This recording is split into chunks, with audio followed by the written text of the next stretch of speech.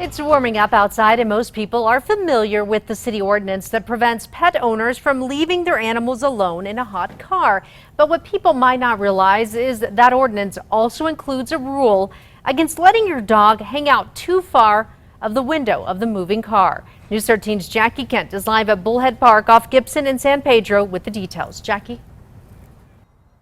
Jessica, many people here were surprised to learn about this rule on the books, but even animal welfare says it's hard to enforce.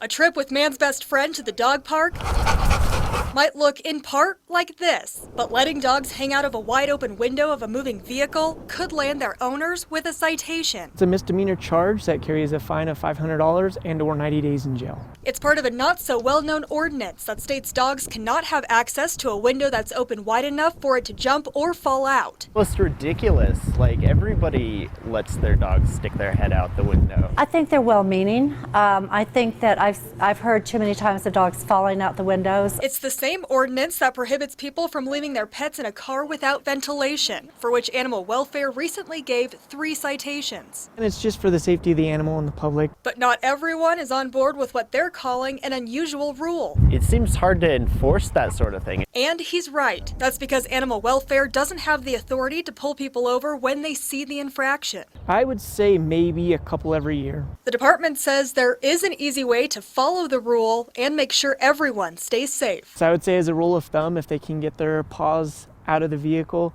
then that's probably an unsafe area.